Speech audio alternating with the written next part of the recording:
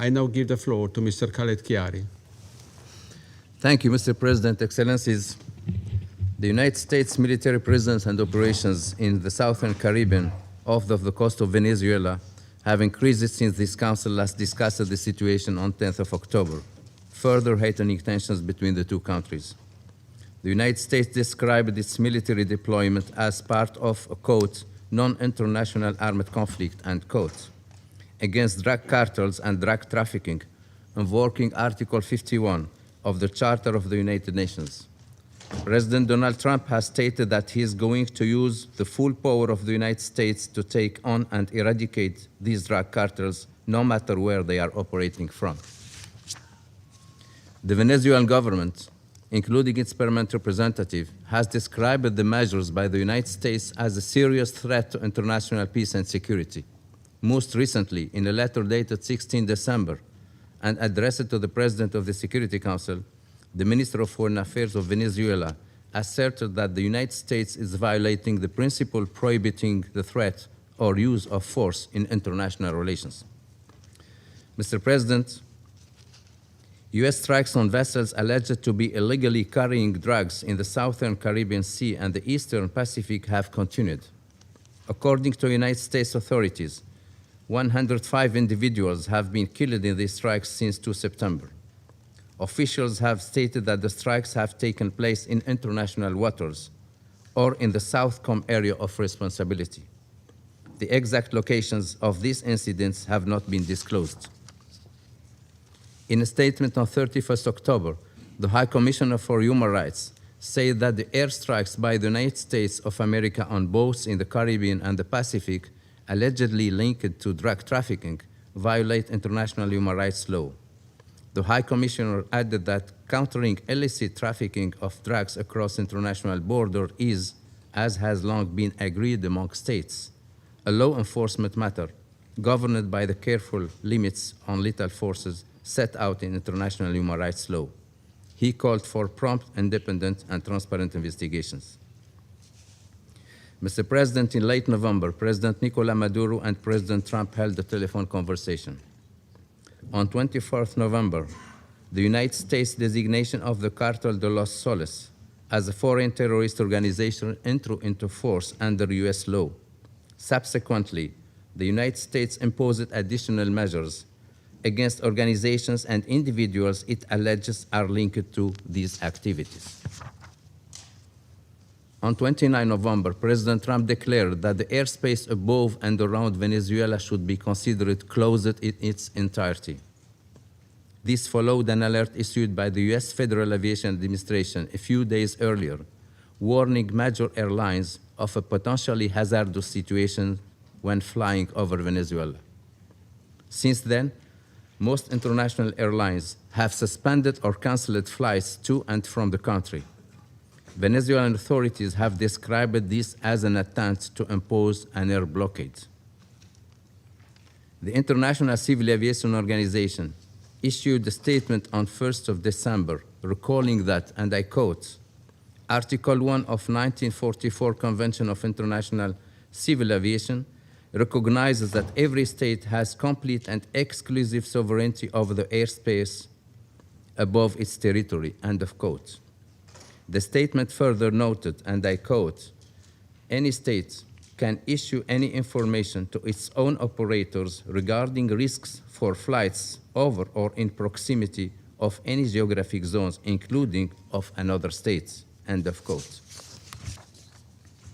On 10 December, tensions increased further when President Trump announced that the United States had seized an oil tanker off the coast of Venezuela, stating that the government of Venezuela was using oil to finance criminal activities.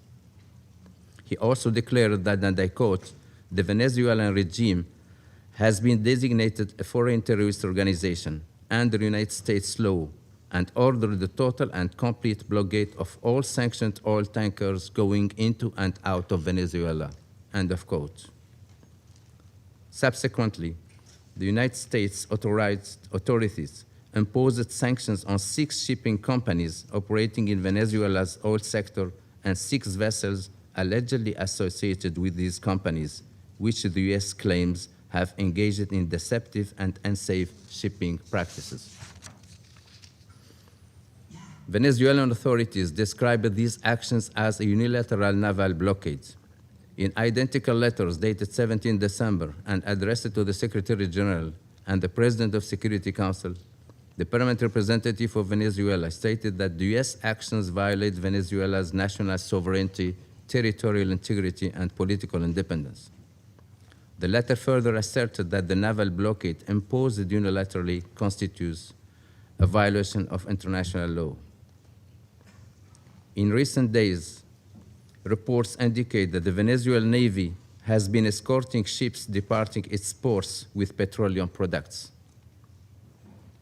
On 20 December, the United States interdicted another tanker off the coast of Venezuela that was transporting oil from Venezuela. According to a United States announcement, the vessel was suspected of carrying oil subject to sanction under U.S. laws. On 20 December, U.S. Coast Guard pursued a third oil tanker off the coast of Venezuela. Reportedly, the ship did not submit to boarding during the attempted interdiction and continued sailing away from the Caribbean Sea. U.S. actions have received support from some regional allies, but other member states within and beyond the region have voiced concern over the militarization of the Southern Caribbean and stressed the importance of respecting national sovereignty and international law. Several member states have echoed call for de-escalation and dialogue to address ongoing tensions. Mr. President, Excellencies, in September, citing external threats, President Maduro enacted a decree expanding the government's emergency powers. Public life has become further militarized, while Venezuelans continue to face serious human rights concerns and socioeconomic challenges. The UN Human Rights Office reported coerced enlistment into the Bolivarian militia, including adolescents and older persons. The High Commissioner has also reported on sweeping restrictions on freedom of expression and peaceful assembly, arbitrary detention and enforced disappearances, as well as acute social and economic strain. He called for an immediate end of enforced disappearances, incommunicado detention, and unauthorized transfers of detainees to unknown locations. The High Commissioner further reiterated the disproportionate impact of broad sectoral sanctions on Venezuela's most vulnerable populations, noting that these measures also hinder the work of human rights and humanitarian organizations. He called for the sanctions to be reassessed and lifted.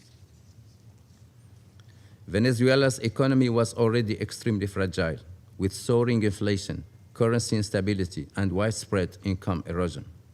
Millions are unable to meet basic needs. Recent air and maritime restrictions, along with reduced exports, risk further constraining the government's fiscal ability to deliver basic public services.